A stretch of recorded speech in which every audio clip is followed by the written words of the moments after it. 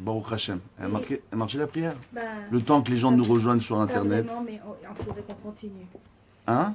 Il faudrait qu'on continue. Là, il y a eu 10 heures d'opération et ça n'a pas été suffisant, mais il n'a pas pu subir. Alors on rappelle ces noms, Bezrat Hashem. Oui, Meir Ben Esther. Pour Meir Ben Esther. Aussi pour le petit Chaim Aaron Lev Ben Rivka. Bezrat Hashem pour sa refoua shelema, la refoua shelema de tous nos malades. Amen. Ilou Nishmat de tous nos défunts, particulièrement ce soir de Rabbi Meir Balanes, dont c'est la Iloula. Bezrat Hashem, avec l'aide de Dieu. Donc, juste une minute, le temps de faire tous les partages. J'invite tous ceux qui vont nous rejoindre très bientôt à en faire de même, à partager un maximum la vidéo. Pour faire profiter de ce cours à un maximum de personnes, Bezrat Hashem, partager en masse. On n'est pas encore suffisant. Il y a 2 personnes qui nous regardent pour l'instant. Allez, un petit peu plus, s'il vous plaît, pour le rabbin, Bezrat Hashem. Voilà. Alors, avec l'aide de Dieu, ce soir, c'est l'Aïloula de Rabbi Meir Balanes, un de nos grands maîtres. Eh bien, je fais tous les partages et on va commencer. On est avec vous.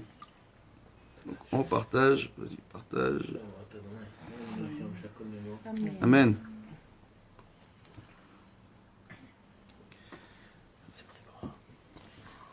Bezrat Hashem. Donc on va voir ensemble ce soir l'Aïloula de notre maître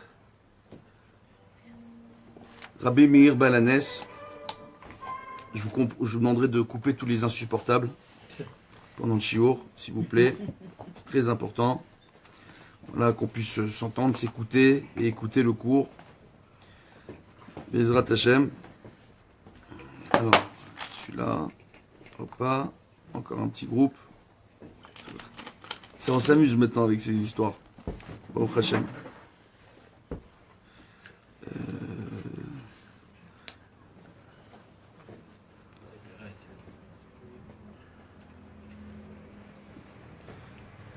Et encore un dernier. Bezrat Hashem. Et après, je suis avec vous. Amen.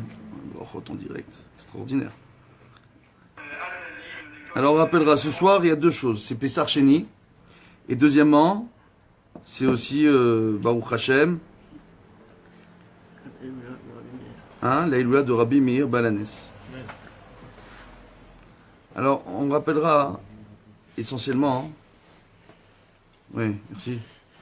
Alors, on rappellera essentiellement. Voilà, j'ai terminé.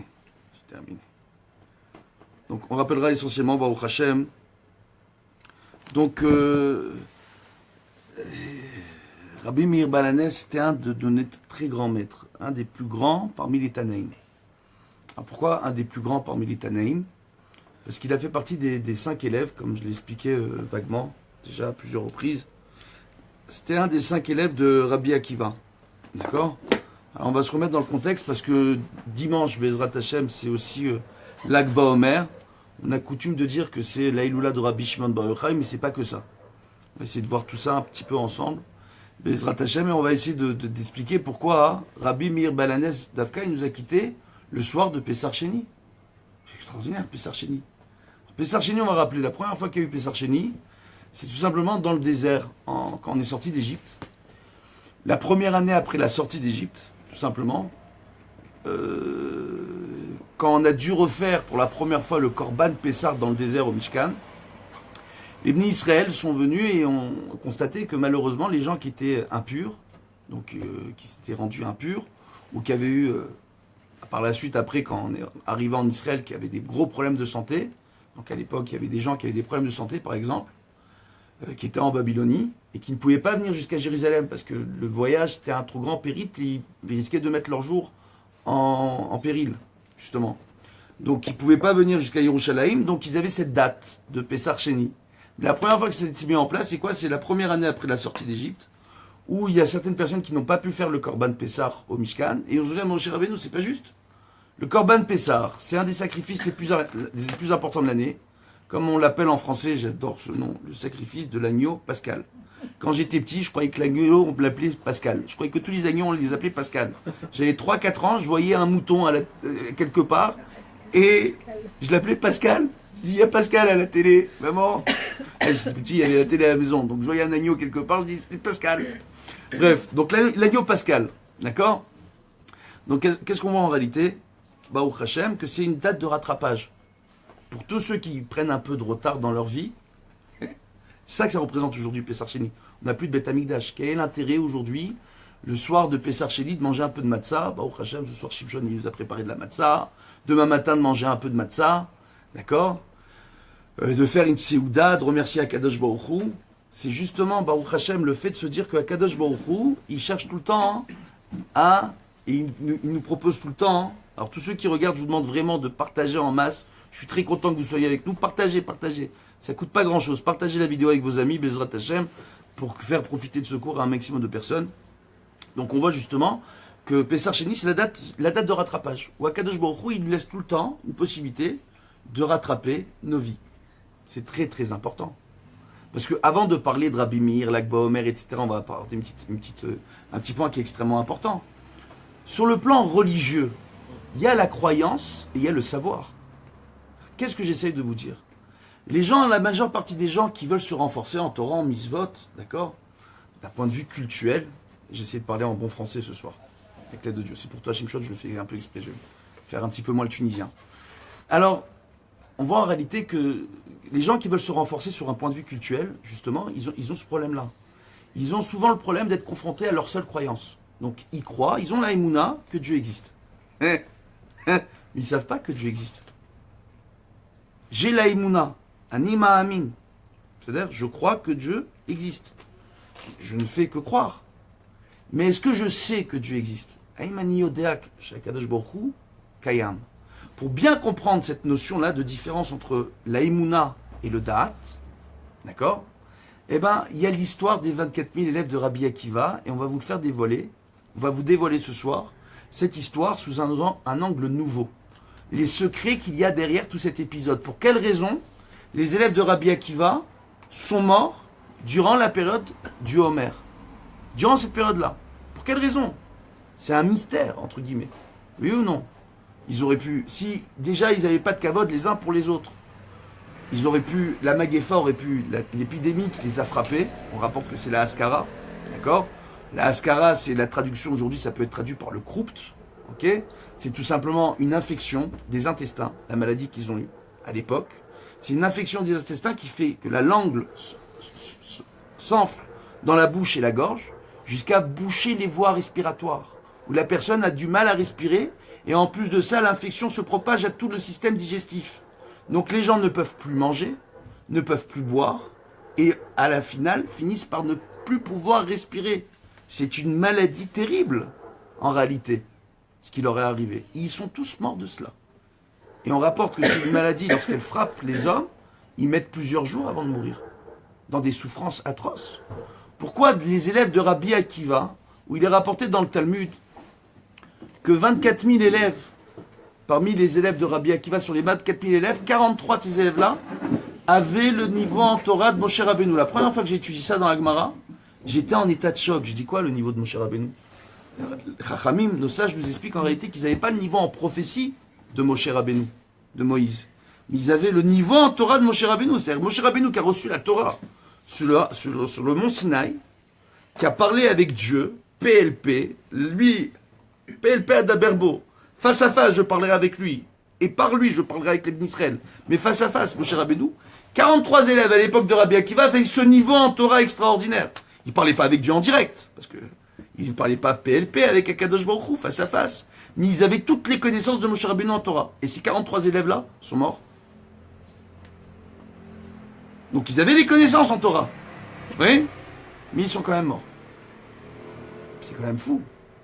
Mais s'ils avaient réellement aucun kavod les uns pour les autres, pourquoi durant cette période du Homer? Pire que ça, si réellement on marque un deuil national à travers le deuil qui a été déclaré durant la période du Homer, qui est à la base une période de fête, comme c'est rapporté dans la Gemara, par les Tosfot, et par le Rambam en plus, la période du Homer, c'était une période de Chol HaMoed, une période de demi-fête, entre Pessah jusqu'à Shavuot. Chol HaMoed, période annulée, décrétée période de deuil. C'est fou, non? Non? On rapporte, hein, la première fois qu'on nous demande de faire le compte du Homer, c'est lorsqu'on est sorti d'Égypte. Aucun rapport avec les récoltes de blé, aucun rapport avec les récoltes d'orge, aucun rapport avec le sacrifice du Homer dans le Beth Amikdash. Première fois qu'ils sont sortis, ils ont fait Sfirat Homer. Vous n'avez pas encore le Mishkan là tout de suite. Vous n'avez pas encore le tabernacle. Un petit clin d'œil à tous nos amis canadiens. Donc maintenant, qu'est-ce qu'on voit par rapport à cela justement? On voit justement que c'est troublant. C'est très troublant. Cette notion de faire la Sfirat Homer. En plus, il y a un débat entre nos maîtres. C'est de se demander dans quel sens ils ont fait le compte du Homer à l'époque. Est-ce qu'ils ont compté comme nous, chaque jour, jour par jour, et 7 semaines, comme c'est marqué dans la Torah, hein, d'accord? 7 semaines complètes, vous compterez. Oui, 7 semaines complètes, c'est 49 jours. 7 semaines complètes. Ils ont compté ça comment? Est-ce qu'ils ont compté du premier jour jusqu'au 49e jour, ou du 49e jour jusqu'au premier jour? Alors, il y a un avis qui nous rapporte tout simplement qu'ils ont fait le décompte à l'envers, tel un compte à rebours, pour voir le nombre de jours qu'il est séparé du jour ultime du don de la Torah sur le mont Sinaï. Mais pourquoi? Pourquoi ils ont besoin? C'est quoi cette mitzvah? Tu les fais sortir d'Égypte. Ils ont été esclaves, 210 ans ils ont été en Égypte. Sur 210 ans, pendant 80 ans, réduits à un esclavage terrible. Avodat parer. Oui? Et puis d'un seul coup, quand ils sortent, tu leur dis, vous allez compter les jours du Homer. Les jours du Homer. Ok? Attends, le Homer, nous on comprend, hein? Le Homer, c'est quoi en bon français? Comment ça s'appelle le Homer en bon français? C'est des bottes de blé, des bottes d'orge, entre guillemets. Quand on vient et qu'on forme, tout simplement après une récolte, on va former dans les champs ces grands carrés, ces grands ronds de blé, d'orge qu'on a récoltés. Oui, on fait le korban. Ça, Homer. Alors maintenant, moi je comprends pas. On dit quand même que vous avez compté le Homer dès que vous sortez dès que vous sortez d'Égypte. C'est quoi exactement? Et quel rapport avec la Emouna et le Da'at? Ouais. Elles sont bonnes les questions. Bon, maintenant qu'on a posé les questions, Bezrat Hashem, on va essayer de donner quelques réponses. Pour donner quelques réponses, avant cela, on va parler de Rabbi Meir Balanès. Rabbi Meir Balanès, il a une particularité avec ses camarades, ses premiers amis avec qui il va étudier. Ils vont former une nouvelle yeshiva avec Rabbi Akiva. À la suite du lycée des 24 000 élèves de Rabbi Akiva, le jour de Lag BaOmer, donc le 33e jour du Homer, durant cette même année, il va décider d'ouvrir une nouvelle yeshiva. La première yeshiva des élèves de Rabbi Akiva, les premières yeshivot, en réalité, il y avait plusieurs yeshivot, comme c'est rapporté dans la Masechet Yebamot, d'accord, dans le traité Yebamot, Daf Samerbet, page 62, d'accord. Bon, ça va, on continue, parce que ça continue, c'est à partir de Hamoud Aleph et ça suit.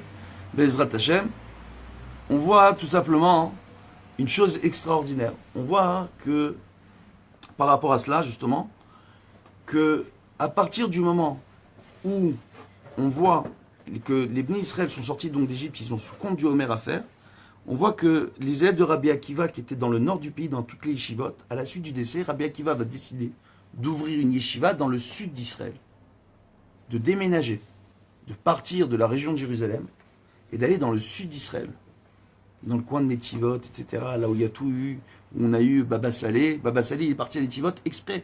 Pour quelle raison Baba Salé a décidé de s'installer dans la région de Netivot? Parce que c'est là-bas que Rabbi Akiva était parti avec ses élèves, dans cette région-là, la région du sud d'Israël. On apprend des choses en même temps quand on discute, hein. Ouais. Hein? Donc on voit justement, hein, par rapport à tout ce qu'on est en train de dire, que Rabbi Meir Balanès, il avait un amour de son prochain extraordinaire. Mais alors extraordinaire. Juste pour raconter une histoire, la façon qu'il avait Rabbi Meir de se comporter. Lorsqu'il était déjà grand maître, on emmenait un jeune taureau, d'accord? C'était un